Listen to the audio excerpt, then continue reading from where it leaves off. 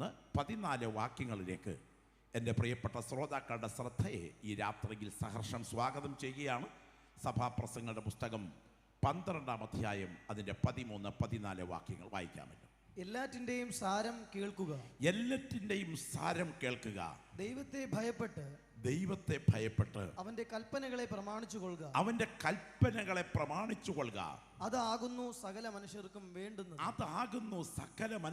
വേണ്ടുന്നത്. ദൈവം നല്ലതും തീയതുമായ സകല പ്രവൃത്തിയെയും സകല രഹസ്യങ്ങളുമായി ന്യായവിസ്താരത്തിലേക്ക് വരുത്തുമല്ലോ. എല്ലാ പ്രിയപ്പെട്ടവരും ആ കരങ്ങളൊന്ന് ഉയർത്തിപ്പിടിച്ച് പ്രാർത്ഥിച്ചാട്ടെ. എല്ലാ നാവിൽ നിന്നും ഒരുപോലെ പ്രാർത്ഥനയുടെ ശബ്ദം ഇന്ന് രാത്രി ഉയരട്ടെ. ഈ യോഗം ഇവിടെ അവസാനിപ്പിക്കുന്നതിന് മുൻപ് നിത്യതയ്ക്കായി ഒരുപറ്റം ആളുകൾ ഒരുങ്ങണം എന്ന് ആത്മാർത്ഥമായി നെഞ്ചോടടുത്ത ഭാരത്തോടെ കൊതിക്കുന്ന ദൈവമക്കൾ ഇരിക്കുന്ന ഇരിപ്പിൽ കരങ്ങളൊന്ന് ഉയർത്തിപ്പിടിച്ച് എൻ്റെ പിൻപിലിരിക്കുന്ന ദൈവദാസന്മാർ ഉൾപ്പെടെ ആത്മാവിൽ പ്രാർത്ഥിച്ചു തുടങ്ങിക്കാട്ടെ. സ്വർഗത്തിലും ഭൂമിക്കും നാഥനായ നസറേനായ യേശുവിൻ്റെ അധികാരമുള്ള നാമത്തിൽ പാമ്പുകളെയും തേളുകളെയും ശത്രുവിൻ്റെ സകല ബലത്തെയും ചവിട്ടുവാൻ ഞാൻ നിങ്ങൾക്ക് അധികാരം തരുന്നുവെന്ന് അരുളി ചെയ്തവൻ്റെ നാമത്തിൽ വാഴ്ചകളെയും അധികാരങ്ങളെയും ആയുധവർഗം വെയ്പ്പിച്ച് അവയെ കാൽവറിയിൽ പരാജയപ്പെടുത്തിയവൻ്റെ നാമത്തിൽ സിംഹത്തിന്മേലും അണലിമേലും ചവിട്ടി ബാലസിംഹത്തെയും പെരുമ്പാമ്പിനെയും മെതിച്ചു കളയുന്നവൻ്റെ നാമത്തിൽ തീയിൽ ചുള്ളി കത്തുന്നത് പോലെയും തീ കൊണ്ട് വെള്ളം തിളയ്ക്കുന്നത് പോലെയും സ്വർഗം കീറി ഇറങ്ങി വരുവാൻ കഴിവുള്ളവൻ്റെ അധികാരമുള്ള നാമത്തിൽ ഇന്ന് രാത്രി അസാധാരണമായ ദൈവപ്രവർത്തിക്കായി ഈ രാത്രി യോഗത്തെ ഞങ്ങൾ പ്രാർത്ഥിച്ചു വേർതിരിക്കുന്നു. ഈ വചനത്തെ അവിടുത്തെ മുറിവേറ്റ കരങ്ങളിലെടുത്ത് ഞങ്ങൾക്കിന്ന് രാത്രിയിൽ മുറിച്ചു വിളമ്പിത്തരണമേ. ഞങ്ങൾ പകർച്ചകളോടെ ഭവനങ്ങളിലേക്ക് മടങ്ങട്ടെ, യേശുവിൻ നാമത്തിൽ തന്നെ.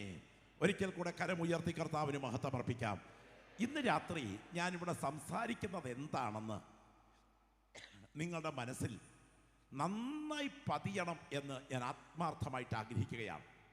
ജനക്കൂട്ടത്തിൻ്റെ മനഃശാസ്ത്രം മനസ്സിലാക്കിക്കൊണ്ട് കുറച്ച് ചിരിമരുന്നുകൾ ഉപയോഗിച്ച് സദസ്സിനെ കുടകുട ചിരിപ്പിക്കുവാൻ നടത്തുന്ന കലാപരിപാടിയല്ല സുവിശേഷ പ്രസംഗം.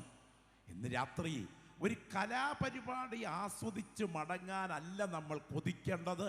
കർത്തൃസന്നിധിയിൽ നിത്യതയെ നോക്കി കരഞ്ഞൊരുങ്ങി എഴുന്നേൽക്കുന്ന രാത്രിയാകാൻ എത്ര ദൈവമക്കൾ ശബ്ദമുയർത്തി കർത്താവിനോട് പ്രാർത്ഥിക്കും. നമ്മുടെ ജീവിതത്തെ ആപാതചൂടം വിലയിരുത്തിക്കൊണ്ട് ജ്ഞാനിയിൽ ജ്ഞാനിയായ സമർത്ഥരെന്ന് പേരെടുത്ത അനുഗ്രഹീത ആ ഭാഗങ്ങളിൽ ഉള്ള സമത്വമറ്റ സോളമൻ നമുക്കില്ലേ? പടുക്കളെന്നു പേരെടുത്ത പൂർവിക പ്രമാണികൾ കൊടുക്കമെന്തു സംഭവിച്ചു കേട്ടുകേഴ്വിയില്ലയോ? പഠിച്ച വിദ്യയൊന്നുമേ ഫലപ്പെടാതെ ദേഹിയെ പിരിഞ്ഞു പഞ്ചഭൂതമായി അഴുകിമാറി ജഡംക്രമാൽ. ഒരിക്കൽ ഈ ജഗത്തെയും ജഡത്തെയും പിരിഞ്ഞു നാം തിരിക്കണം. വിസമ്മതങ്ങൾ ഒന്നുമേ ഫലപ്പെടാ. തിരിച്ചു പിന്നെ വന്നിടാത്ത യാത്രയാണിതാകയാൽ കരത്തിലുള്ളതൊക്കെ നാം അതിർത്തിയിൽ ത്യജിക്കണം. ദൈവത്തിന് സ്തോത്രം. സമർത്ഥനായ സീസറും പ്രസിദ്ധനായ ഹോമറും സമത്വമറ്റ സോളമൻ തുടങ്ങിയുള്ള വിജ്ഞരും അമർന്നു പോയി കാലചക്രത്തിരിവിൽ. അങ്ങനെയെങ്കിൽ ആ സമത്വമറ്റ സോളമൻ മനുഷ്യ ജീവിതത്തെ വിലയിരുത്തിക്കൊണ്ട് പറയുകയാണ്, എല്ലാറ്റിൻ്റെയും സാരം കേൾക്കുക. ദൈവത്തെ ഭയപ്പെട്ട് അവൻ്റെ സകല കൽപ്പനകളും പ്രമാണിച്ചു കൊള്ളുക.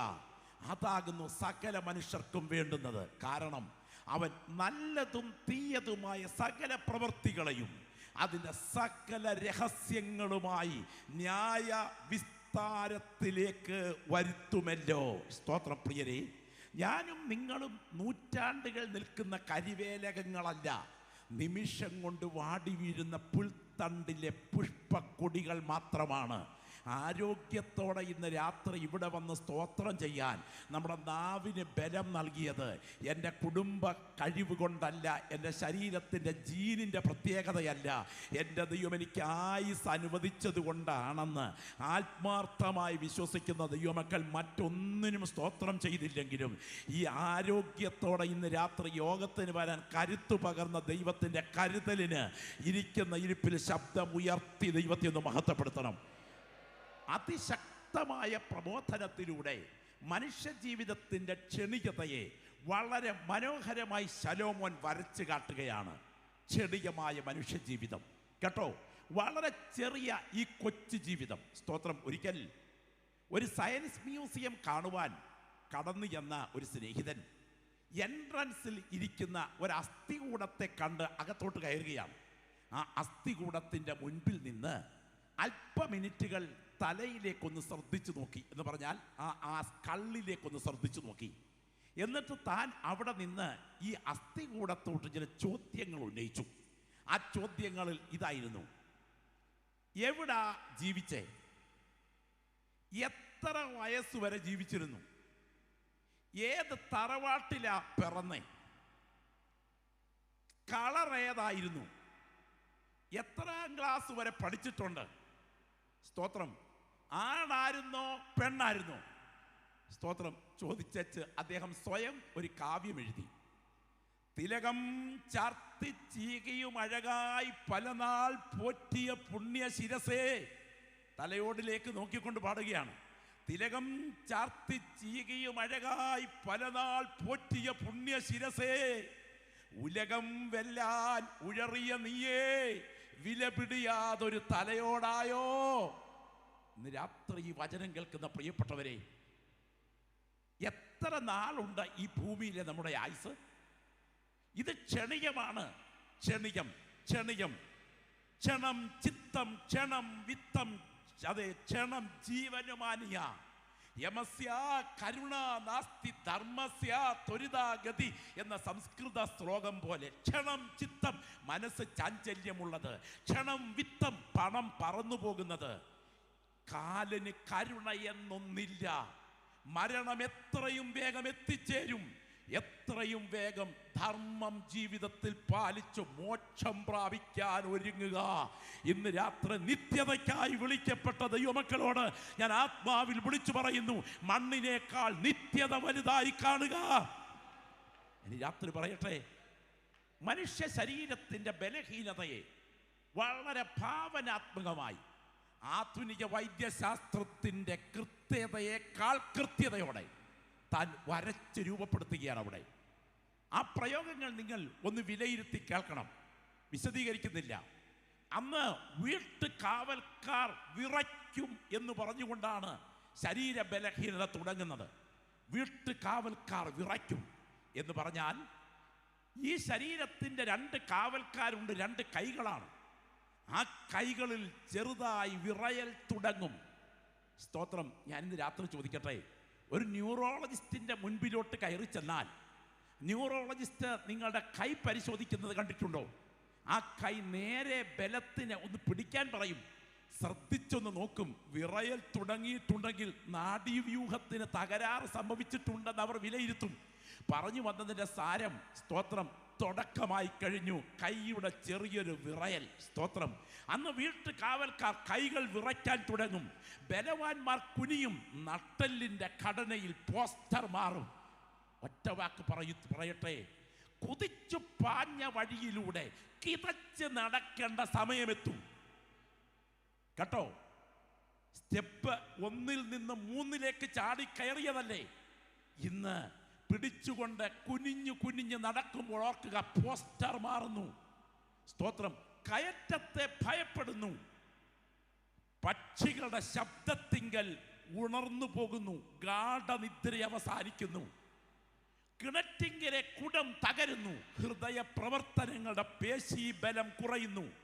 സ്തോത്രം. ശരീരം ബലഹീനതയിൽ നിന്ന് ബലഹീനതയിലേക്ക് വെള്ളിച്ചരടറ്റുപോകുന്നു. ആത്മാവിനെ ശരീരവുമായി ബന്ധിപ്പിച്ചിരിക്കുന്ന സുഷിമ്ന നാഡിയുടെ പ്രവർത്തനം അവസാനിക്കുന്നു. പൊടി പണ്ടായിരുന്നത് പോലെ പൊടിയിലേക്ക് മടങ്ങിച്ചേരുന്നു. ആത്മാവ് അതിനെ നൽകിയ ദൈവത്തിൻ്റെ അടുക്കലേക്ക് പോകുന്നു. നിത്യത കാണാൻ കണ്ണ് തുറന്ന ദൈവമക്കൾ ഇന്ന് രാത്രി ഇരിക്കുന്ന ഇരിപ്പിൽ ശബ്ദമുയർത്തി പറയണം, മായ മായ, സകലതും മായ. പക്ഷേ ഒരു കാര്യം മറക്കരുത്, ദൈവം സകലത്തെയും ന്യായാസനത്തിങ്കിലേക്ക് വരുത്തുന്ന ഒരു വിധി ദിനം കാത്തു നിൽക്കുന്നു. മോശ പർവ്വതത്തിൽ തീയുടെ മുൻപിൽ കാലിൽ നിന്ന് ചെരിപ്പൂരി മാറ്റിയിട്ട് ദൈവശബ്ദത്തിന് കാതോർത്തതുപോലെ ഇന്ന് രാത്രിയിൽ ഈ ദൂതിന്റെ സമാപന മിനിറ്റുകളിൽ പരിശുദ്ധാത്മാവ് ചങ്കിന് നേരെ ചാട്ടുളി പോലെ പറയുന്നു, മറക്കരുത്, ഒരു ന്യായവിധി ദിനം കൺമുൻപിൽ എത്തിച്ചേരും. സ്തോത്രം. ഇന്ന് രാത്രി ഇവിടെ ഇരിക്കുന്ന സമയം ആ ന്യായവിധി ദൈവം നല്ലതും തീയതുമായ സകല പ്രവർത്തികളെയും അതിൻ്റെ സകല രഹസ്യങ്ങളുമായി ന്യായാസനത്തിലേക്ക് വരുത്തുമല്ലോ. എൻ്റെ കൈകൾ ന്യായവിധി ദിവസത്തിൽ ബലത്തോടെ നിൽക്കണം എന്ന് കൊതിക്കുന്ന ദൈവമക്കൾ മാത്രം ആ കരങ്ങളൊന്ന് ഉയർത്തിപ്പിടിച്ചാട്ടെ. ദൈവത്തിന് സ്തോത്രം. ശബ്ദം ഉയരട്ടെ. പ്രാർത്ഥന ഇന്ന് രാത്രി ഉയരണം. എൻ്റെ പിൻപിലിരിക്കുന്ന ദൈവദാസന്മാർ ആത്മാവിൽ പ്രാർത്ഥിക്കട്ടെ. ഇത് മിച്ചപ്പണം ചെലവഴിക്കാൻ വെച്ച യോഗമല്ല, ഇത് പണത്തിൻ്റെ തള്ളിക്കയറ്റത്തിൽ ക്രമീകരിച്ച യോഗമല്ല. ഒരുപറ്റം ആളുകളുടെ പ്രാർത്ഥന ഇതിന് പുറകിലുണ്ട്. അങ്ങനെയാണെങ്കിൽ പരിശുദ്ധാത്മാവ് പറയുന്നു, നല്ലതും തീയതുമായി ന്യായാസനത്തിലേക്ക് വരുത്തുന്ന ഒടുവിലത്തെ ദിവസങ്ങൾ എത്തിച്ചേരുന്നതിന് മുൻപ് നിങ്ങൾ നിത്യതയ്ക്കായി ഒരുങ്ങി വേണം ഈ ഗ്രൗണ്ട് വിട്ടെഴുന്നേൽക്കാൻ. രാപ്പകൽ ഭേദമന്യേ ദൈവത്തെ ആരാധിച്ച ദൂതഗണങ്ങൾ പാപം ചെയ്തപ്പോൾ വെച്ചു പൊക്കോട്ടെന്ന് വെച്ച് അണ്ണടയ്ക്കാതെ ഇരുട്ടിൻ്റെ ദൂതന്മാരായി വെട്ടിയെറിഞ്ഞ ദൈവമാണ് നാം സേവിക്കുന്ന ദൈവമെങ്കിൽ, തൻ്റെ തൃക്കരങ്ങളാൽ മെനയപ്പെട്ട ആദം ഹൗവമാർ പാപം ചെയ്തപ്പോൾ ചെവിയെ പിടിച്ച് പുറത്തിറക്കി കവാടമടച്ച് അത് തിരിയുന്ന വാളിൻ്റെ ജ്വാലയുമായി കെരൂബുകളെ കാവൽ നിർത്തിയ ദൈവമാണ് ഇന്ന് രാത്രി നാം സ്തോത്രം പറഞ്ഞ് ആരാധിക്കുന്ന ദൈവമെങ്കിൽ, സോദോം ഗൊമോറ നിവാസികൾ പാപം ചെയ്തപ്പോൾ അഗ്നിഗന്ധകങ്ങളെ കത്തിച്ചിറക്കി ഒരു പിടി തീച്ചാറിൽ ഒരു ജനതയെ മുക്കി തകർത്ത് ചരിത്ര വിസ്മൃതികൾ പേറുന്ന സോദോം ഗൊമോറ ഡട്സിയായി ലോക ചരിത്രത്തിൽ വെളിപ്പെടുത്തിയ ദൈവമാണ് നാം ആരാധിക്കുന്ന ദൈവമെങ്കിൽ, 10 ലക്ഷത്തോളം വരുന്ന ഒരു ജനത പാപം ചെയ്തപ്പോൾ മുച്ചൂട് മുടിച്ച് പ്രളയ ജലത്താൽ 8 പേരെ മാത്രം പെട്ടകത്തിലാക്കിക്കൊണ്ട്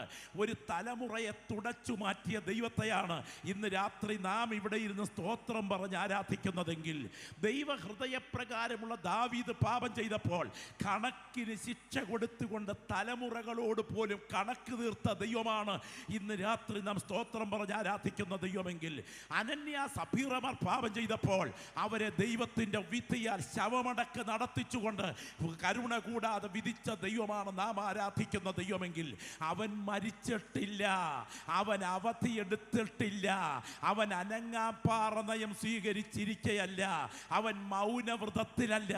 ഈ കൺവെൻഷൻ ഇന്ന് രാത്രി ഇവിടെ നടന്നുകൊണ്ടിരിക്കുമ്പോൾ ഇതിന് മുകളിൽ ജീവിക്കുന്ന ദൈവത്തിൻ്റെ കരം ചരിത്രത്തിൽ ചലിക്കുന്നു. ഇത് തിരിച്ചറിയുന്ന ദൈവമക്കൾ ഇരിക്കുന്ന ഇരിപ്പിൽ കണ്ണുകൾ ഉയർത്തി നോക്കണം.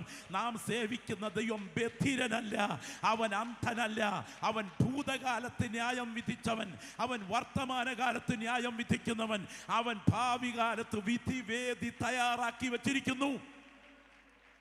Glory, hallelujah. അങ്ങനെയെങ്കിൽ ആ വിധിയെ സംബന്ധിച്ച് മനസ്സിലാക്കുമ്പോൾ വളരെ ശ്രദ്ധിച്ച് ഗ്രഹിക്കേണ്ട ചില ഭാഗങ്ങൾ മനസ്സിലാക്കുക. ഇന്നലകളിൽ ദൈവം ചരിത്രത്തിൽ ന്യായം വിധിച്ച ദൈവമാണ്. ഇന്നുകളിൽ ദൈവം ന്യായം വിധിച്ചുകൊണ്ടിരിക്കുന്ന ദൈവമാണ്. നാളുകളിൽ ദൈവം ന്യായം വിധിക്കുന്ന ദൈവമാണ്. അങ്ങനെയാണെങ്കിൽ നമുക്കിന്ന് രാത്രിയിൽ അസാധാരണമായ ഒരു ഭയം വ്യാപരിക്കണം. അതെന്തെന്നറിയാമോ? നല്ലതും തീയതുമായ സകല പ്രവൃത്തികളും അതിൻ്റെ സകല രഹസ്യങ്ങളുമായി ന്യായവിസ്താരത്തിലേക്ക് വരുന്ന ഒരു ദിവസം വരാൻ തുടങ്ങുകയാണ്. ഈ ന്യായവിധിയുടെ, പ്രത്യേകിച്ച് കേൾക്കുക, ഈ ന്യായവിധിയുടെ സമയം എപ്പോഴാണ്? ഈ ന്യായവിധിയുടെ സ്ഥലം എവിടെയാണ്? ഈ ന്യായവിധിയുടെ ജഡ്ജി ആരാണ്? ഈ ന്യായവിധിയുടെ സിംഹാസനത്തിൻ്റെ സവിശേഷതകൾ എന്തൊക്കെയാണ്? ഈ ന്യായവിധിയുടെ സാക്ഷികൾ ആരൊക്കെയാണ്? ഈ ന്യായവിധിയുടെ തൊണ്ടി സാധനങ്ങൾ എന്തൊക്കെയാണ്? ഈ ന്യായവിധിയുടെ ജഡ്ജിമെന്റിന്റെ പ്രത്യേകത എന്താണ്? ഈ ന്യായവിധിയുടെ പരിണിത ഫലം എന്താണ്? അല്പ മിനിറ്റുകൾ കൊണ്ട് അവസാനിപ്പിക്കാം. പ്രിയപ്പെട്ട, പ്രത്യേകം ശ്രദ്ധിക്കുക. നല്ലതും തീയതുമായി സകല പ്രവൃത്തികളെയും അതിനെ ന്യായാസനത്തിലേക്ക് വരുത്തുന്ന ന്യായവിധി ദിനം. അതുകൊണ്ട് തികച്ചും ഗൗരവമായി ദൈവമക്കൾ ശ്രദ്ധിക്കണം. നമ്മുടെ ദൈവം ന്യായം വിധിക്കുന്ന ദൈവമാണ്. ഭക്തരായ ദൈവമക്കൾ ഗൗരവത്തോടെ കേൾക്കണം. വിശുദ്ധന്മാർ ചെയ്യുന്ന തെറ്റ് യഥാവിധി ഏറ്റുപറഞ്ഞ് ഉപേക്ഷിക്കുമ്പോൾ ദൈവം ക്ഷമിക്കുമെങ്കിലും, ശ്രദ്ധിച്ച് കേൾക്കുക,